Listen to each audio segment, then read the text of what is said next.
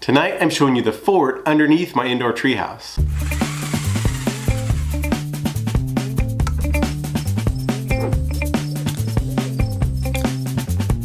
Underneath the treehouse platforms, I decided to turn this area into a cool hideout for hiding from bad guys and making complicated battle plans.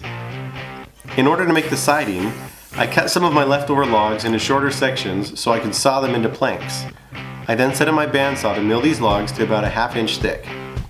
This ended up being easier than I thought using a 1/2 inch blade and a homemade fence. I ended up getting a lot of practice sawing logs. Each of these planks was drilled and screwed to the back of the log posts and overlapped if the gaps were too big between planks. I also decided to have some fun making the windows. Each one is a different shape and size, which I screwed together first and then mounted to the siding. The siding was then trimmed to match each window shape.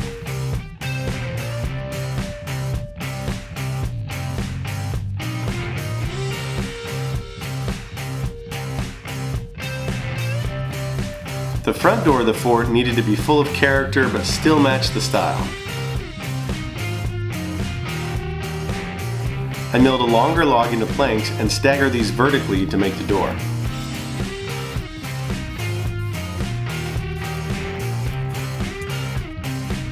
Across the front were 2 half logs which served the dual purpose of holding everything together and being the top half of the hinges.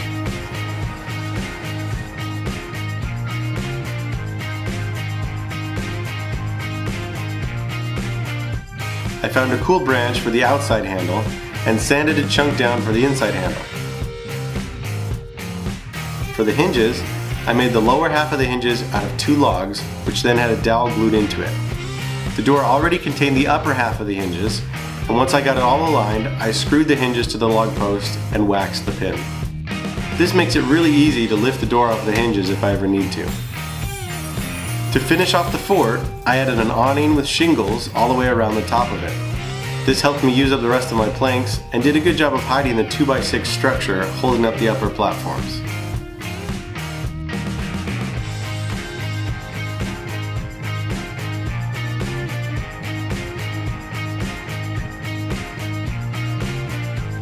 Earlier in this build, I also decided to add a roof over the treehouse using some reed fencing I found at Home Depot, which can be cut down with just a good pair of scissors. This was wedged between the tops of the trees and the ceiling.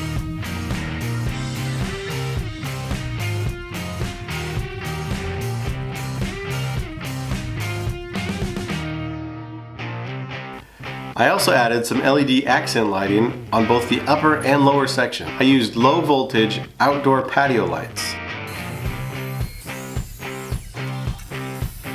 To install them, I drilled a 1-inch diameter hole in a bunch of blocks and then fished the wiring through. The lights have springs that hold them in place in the blocks. All of the lights connect to each other and require a lot of planning to determine where the wires are going to go and where you need some extra length.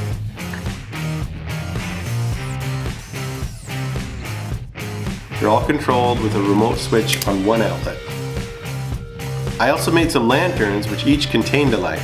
These are basically 2 1-inch thick log rounds with a bunch of roughly sanded sticks pin nailed and glued all around the sides.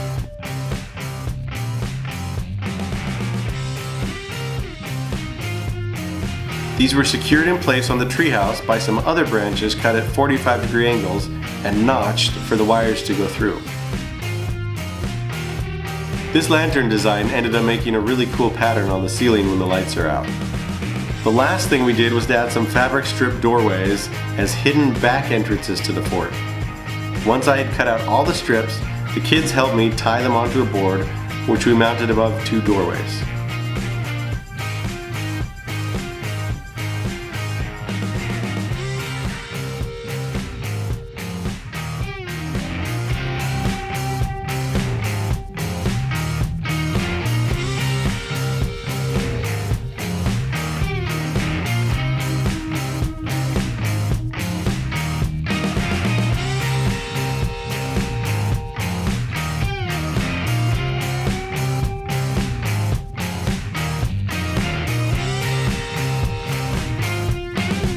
This treehouse keeps getting more and more fun with every new project we build, and the kids are loving it. They're giving it plenty of use. If you're wondering what we're going to be building next, it may or may not have something to do with a rope and a pulley. Make sure to check out all of our other indoor treehouse videos, and see you next time.